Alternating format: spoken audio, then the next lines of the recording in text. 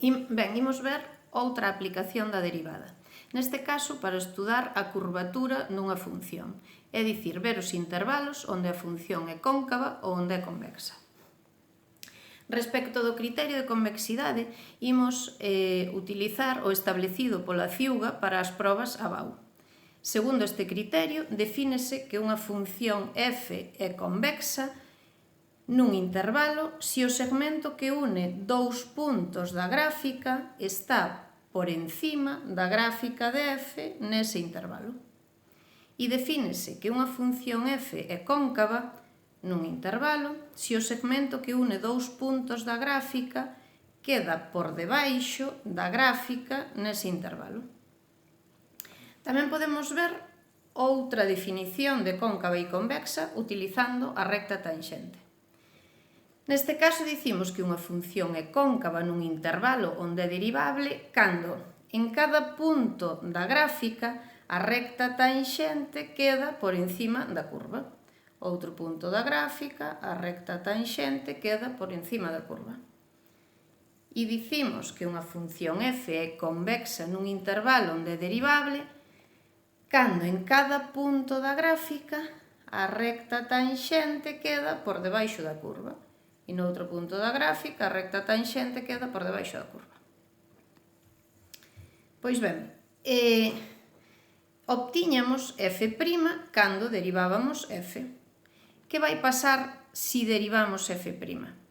Pois ben, se agora partimos de f' como función e a derivamos, obtemos f segunda, que é a segunda derivada de f.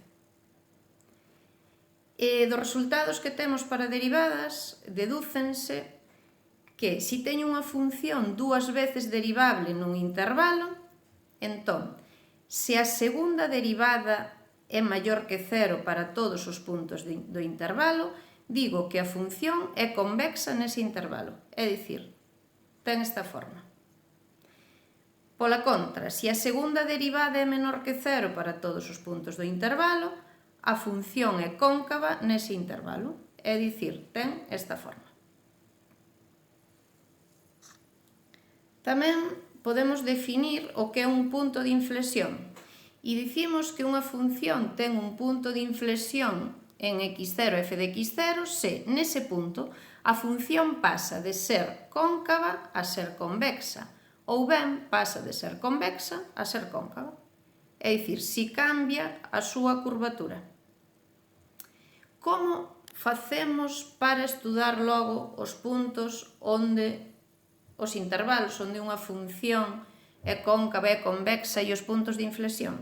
Pois imos facer algo parecido ao que facíamos para calcular os intervalos de monotonía e os extremos relativos. Que pasa? Nese caso, para o crecemento e o decrecemento, trabállase coa primeira derivada. Pois ben, para os intervalos de concavidade e convexidade e para os puntos de inflexión, faise o mesmo, só que traballando coa segunda derivada. Entón, primeiro paso, calculamos a segunda derivada, que obteremos derivando a primeira derivada. Despois, hai que calcular os valores de x para os que a segunda derivada é cero. Tamén habería que ver os puntos que non están no dominio da segunda derivada, pero nestes exemplos do principio as funcións son polinómicas e entón, simplemente, vamos ter que calcular os x para os que a súa segunda derivada é cero.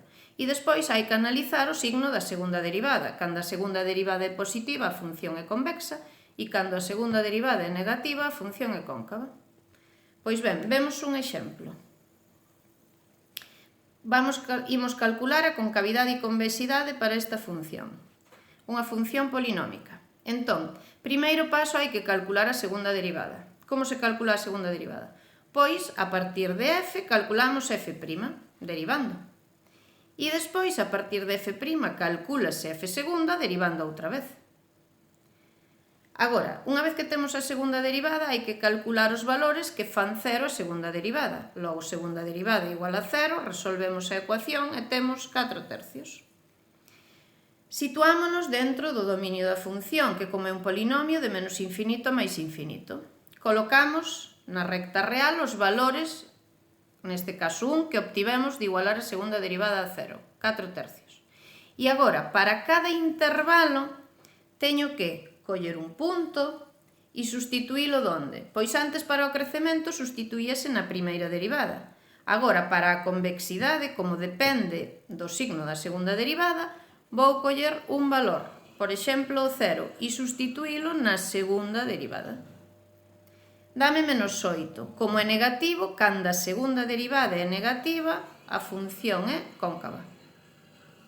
Seguinte intervalo, collemos un valor entre 4 tercios e infinito, por exemplo, o 2. Sustituímolo na segunda derivada e danos 4. Como 4 é positivo, a función é convexa. Bueno, entón xa podo dicir cales son os intervalos onde a función é cóncava e onde é convexa. Que teño? Que entre menos infinito e 4 tercios a función é cóncava, logo f cóncava en menos infinito 4 tercios. E que entre 4 tercios e infinito a función é convexa, logo f convexa en 4 tercios máis infinito. Dicíamos antes que se había algún punto onde a función pasaba de ser cóncava a convexa ou de ser convexa a ser cóncava, que ese punto era un punto de inflexión, pois aquí temos que antes do 4 tercios a función é cóncava e despois do 4 tercios a función é convexa. Logo, o 4 tercios vai ser un punto de inflexión.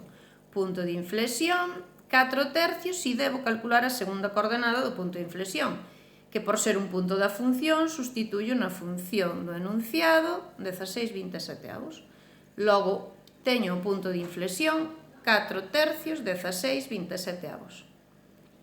Quedamos aquí un exercicio proposto para calcular os intervalos de concavidade e convexidade, así como os puntos de inflexión para esa función polinómica.